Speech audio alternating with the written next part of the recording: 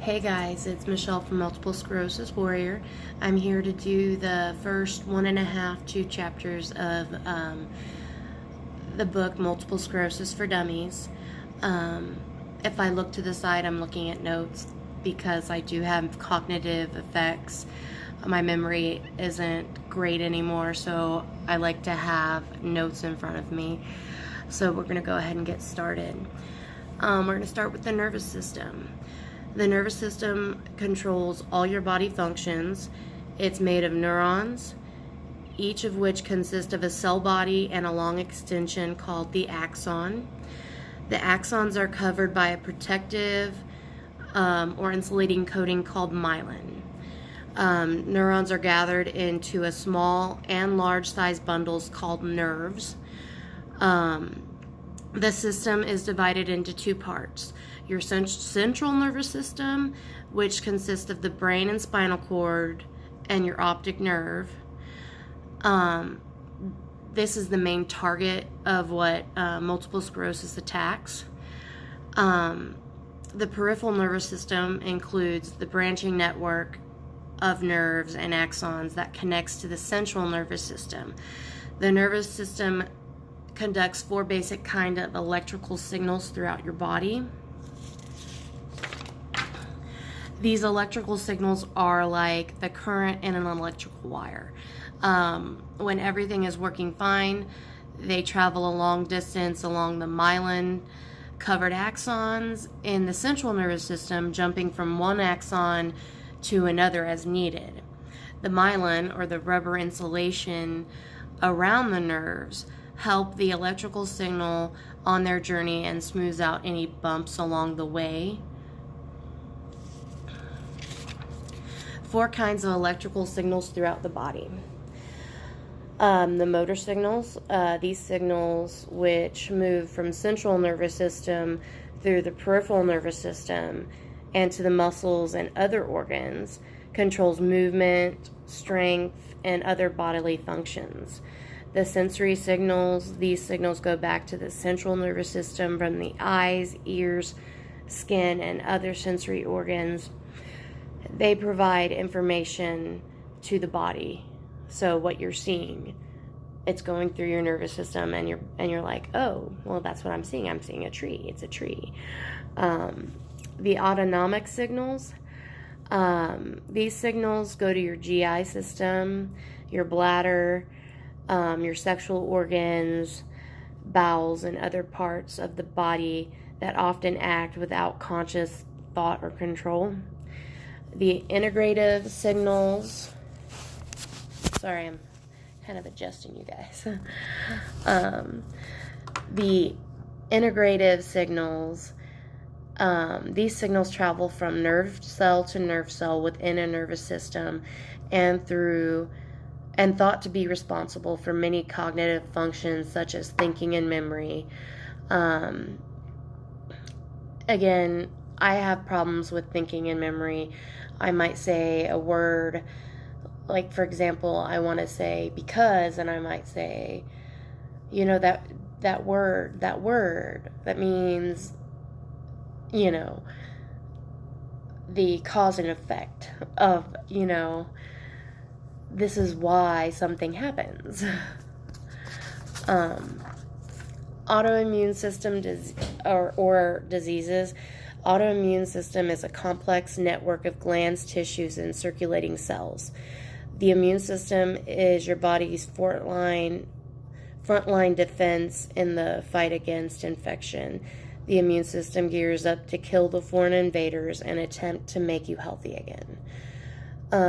In order for the immune system to do its job, it has to be able to tell the difference between cells, tissues, and organs that make up your body from foreign invaders such as bacteria, viruses that don't share your genes.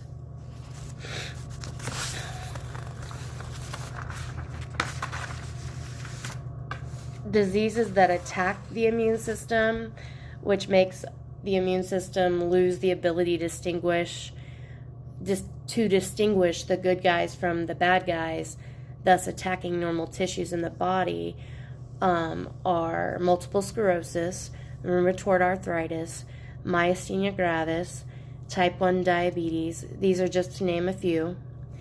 In MS, the autoimmune response targets the myelin coating around the axons themselves and the cells that produce the myelin. Multiple sclerosis, MS, is described as the most common neurological disease in young adults. It does not appear to originate in the nervous system. Instead, decades of researchers have pinpointed it to the body's immune system, hence it being an autoimmune disease. The current thought is that the glitches in the autoimmune system, which basically, or the glitch is an autoimmune problem, which basically means that your body mistakenly destroys some of its tissues and cells. They're thinking that your normal myelin and nerves are what's the invaders instead of a bacteria or a virus.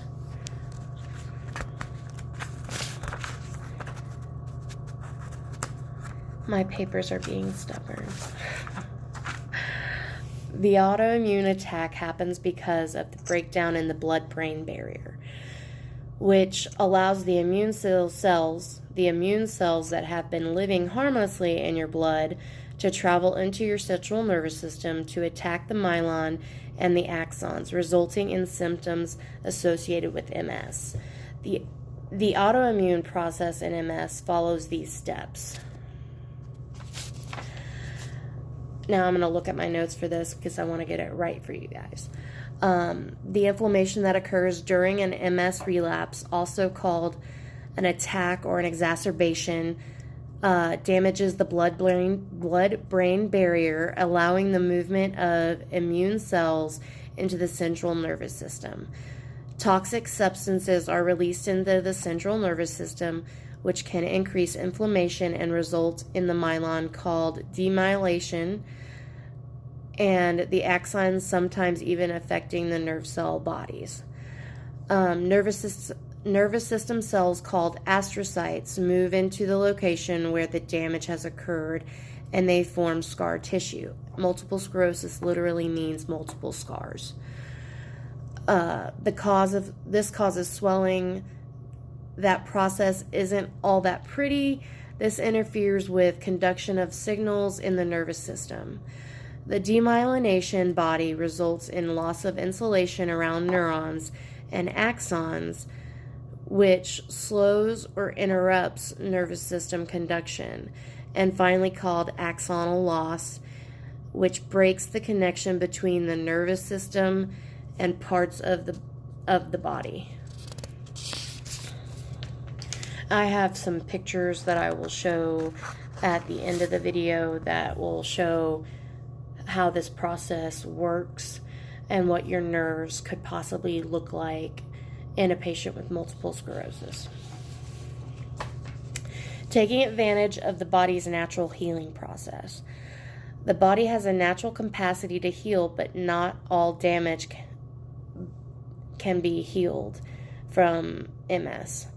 Example, partial healing occurs following each MS relapse.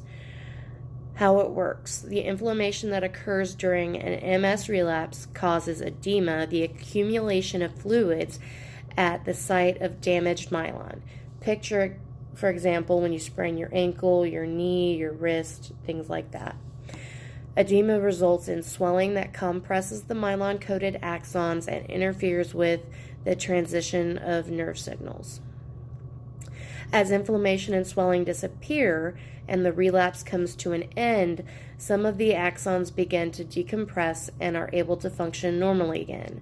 This did not work in my MS. Once they realized, okay, well, you have scarring on your nerves. So hopefully once we get you on the right meds and everything like that, your body will heal somewhat to where some of the symptoms disappear. This can be all natural healing, or it can be helped with corticosteroids, which Every time I go into the hospital, I get steroids through IV. In addition, the myelin coating that has been damaged by the inflammation has some ability, but not all ability, to heal or regenerate as long as the axons remain intact. The natural regeneration of myelin can smooth out the conduction of the nerve impulses and result in some amount of improvement of symptoms over time. Again, this did not happen in my case. After nerve fibers themselves have been damaged or severed, creating the scar tissue, healing is much more difficult. Doctors have yet found a way to repair damaged axons or remove scar tissue. This is where they're doing stem cell research to see if they can find a way to remove the scarring, a way to regenerate the myelin, after the scar happens. But nothing that I've been told or read so far has said that stem cell research is the way to go. So time will tell on that one. MS still cannot be cured. No one knows what causes it, and no doctor can predict at any certainty how your MS will behave in the future. MS needs an environmental trigger and a genetic trigger.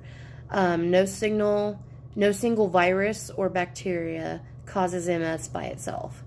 Nothing in a person's diet or environment is directly responsible for MS. Scientists currently believe MS is caused by several factors, including gender, race, or ethnic group, geographical, genetic, and environmental lifestyle factors. When a person with genetic susceptibility to MS meets up with an environmental trigger or triggers, his or her immune system overreacts in a way that sets off the abnormal autoimmune process. My MS environmental trigger was mono that I got from a water fountain when I was in middle school. I didn't touch the metal, but the water coming from the spigot had germs from a child that had mono that touched his mouth to the spigot. And mono lays dormant in your body until another attack happens. Also, if you live in a smoking household, you could be susceptible to getting MS. And smoking, if you smoke with MS, makes your MS worse. And my family part is on my dad's side. His mom, sister had MS, and my paternal aunt has a disease similar to MS, but not quite as debilitating as MS. It affects her reflex time. And that's also an autoimmune problem, which I didn't know. Genetic clues. MS is not an inherited disease. However, the evidence is quite strong that genetic factors contributes to a person's risk of developing MS. Now, there are some families that have mom had MS, twin sister had MS, but you don't have MS. So, I mean, it can run in families, and I lean more towards it running in families more than what they think, but that's just my opinion. The book says that there's a factor, but it's not necessarily a fact. There are people that have MS that don't have MS that runs in the family tree, but they have other autoimmune disorders that like fibromyalgia. So if you have a risk of getting an autoimmune disease, you probably have a family history of one of the autoimmune diseases. Approximately 20% of people with MS have a close or distant relative with MS. I have a great aunt that had MS. The risk of someone who has one close relative with MS is is 3 to 5% compared to less than 1% in people without MS. For a person in a multiplex family which has several members with MS, the risk of developing MS is even higher, though the family members can experience different disease courses, symptoms, and levels of disabilities. If one identical twin develops MS, the risk of the other twin is about 30%, proving that the disease isn't directly inherited because identical twins share identical genetic traits. The risk would be 100% if genetics told the whole story. Ethnic or racial clues. MS is most common among Caucasians or Northern European descent. I am mostly Dutch in heritage. I also have German, Irish, Scottish, and of course English in my family history.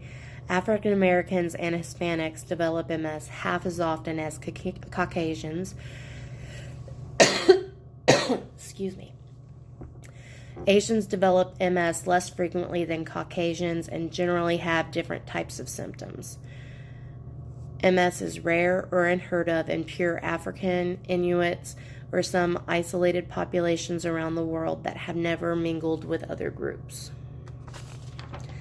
Genetic or ethnic. Residents in temperate areas of the world, except certain groups like the Inuits, tend to be Northern European descent. Climatic or meteorologic chances. Residents of the tropics have a greater exposure to the sun and vitamin D, which may offer some protection against MS. Infectious. Certain types of infections like mono agents may be more common in temperate areas of the world. Geographical clues. The geographical distribution, oh my goodness. See, it's that language barrier that I'm having problems. The distribution of MS has been known for a while. In general, the further you live from the equator, the greater your chance of developing MS. For the states, Florida is the closest state to the equator. Gender clues. The fact that MS does not occur equally in men as it does in women has long made scientists wonder. MS is 2 to 3 times more common in women than in men. However, prior to onset of puberty, boys are as likely to get MS as girls. Men tend to develop MS at a later age than women do. They are more likely than women to be diagnosed with primary progressive MS. Lifestyle clues. You did nothing to cause your MS to attack you. One study found that people who received extra vitamin D from a multivitamin were lower risk of getting MS. Some studies have suggested that dietary factors may play a role in determining a person's susceptibility to MS. For example, Inuits don't get MS because of their fish-heavy diet. Several studies have suggested that smoking increases a person's risk of developing MS as the risk of as well as making your disease progression worse. No one knows why. Separating out these lifestyle findings from other factors is difficult because none of them are in isolation. Genetics and geography are also operating regardless of one's sunning, smoking, and eating habits. Scanning the possible symptoms you might have before a diagnosis of MS. Fatigue is the most common. Visual changes, optic neuritis is the one that brings you to the doctor to get tested. Walking and balance problems, tremors, sexual difficulties, sensory change, speech and swallowing problems, memory problems, bladder and bowel problems. Most symptoms come and go, but some may stay. Ranges from mid to quite severe. Most people don't develop all symptoms. Most symptoms are treatable. Often, however, vision problems, like I said, bring you to the doctors. And when they do a history, once they have diagnosed you with MS, they're going to ask you, well, do you remember having any of these symptoms in high school, middle school, that just came and then went away? And I thought about it when they did my history, and I was like, I thought I was just a klutz. But the balance problems, it's, and I said, and I thought I just needed reading glasses. I didn't think anything of it. A lot of people wear glasses. But it makes you wonder. So if you get diagnosed with MS, think about that. Have any of these symptoms happened in middle school or high school that came and then they went away?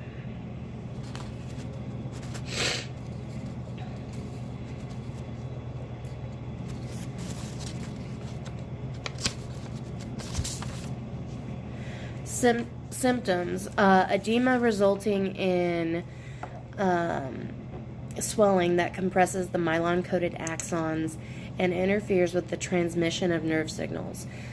As inflammation and swelling disappear and the relapse comes to an end, some of the axons may begin to decompress and you're able to function normally again.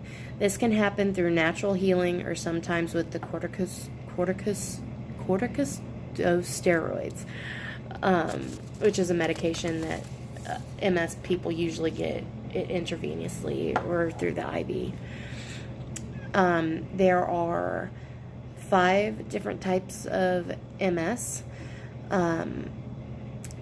There are several different types of MS, but most people have, with the disease, over 85% have relapsing remitting MS. This type of MS, people experience clearly defined relapses followed by periods of partial or complete recovery called a remission. During remission, some symptoms may fade or go away completely, but that does not mean that your MS has gone away. I've been diagnosed with relapsing remitting, though the speed in which I declined from when I was diagnosed, they don't know if that's my true type of MS.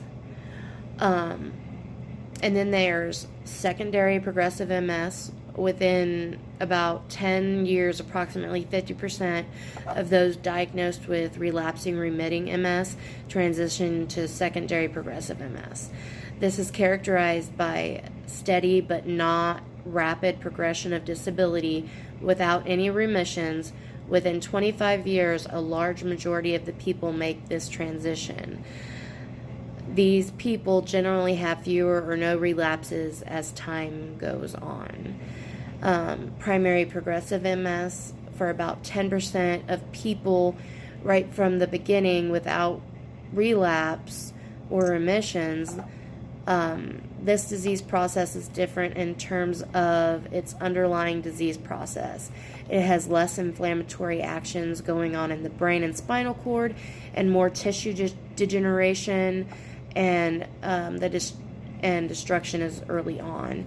These differences may be the reason that current treatment for MS, which mainly targets the inflammation, works much better in relapsing forms of MS than they do in primary progressive MS. Progressive relapsing MS, a very small number of people, less than 5%, are diagnosed initially with a progressive form of this disease, but then experience some relapses down the road. And I'm sorry, that was just 4 types, and there's only 4 types. I had a side note in there. Understanding why MS is as unique as your own fingerprint. MS is so variable from one person to another, even among people in the same family. Your own experience will be unique. It probably has to do with genetic and geographical factors. In addition, the inflammatory process that damages the myelin and the axons can happen just about anywhere in the central nervous system, with random targets resulting in different kinds of symptoms. And I'm gonna go through and get those pictures of the nerves I promised you, so you can kind of see what your nerves are doing.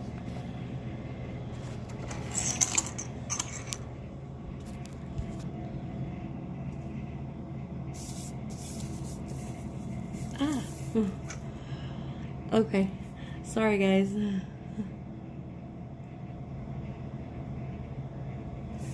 And then that's what your cell body looks like.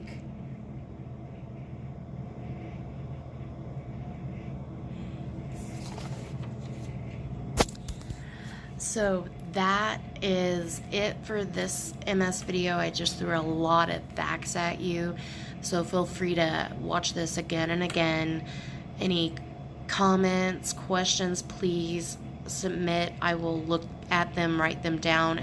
If I can't find the answer, I will ask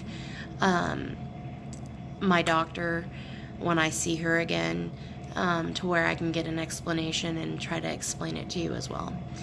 Anyways, thanks for the patience, and can't wait to see you in the next video. Bye.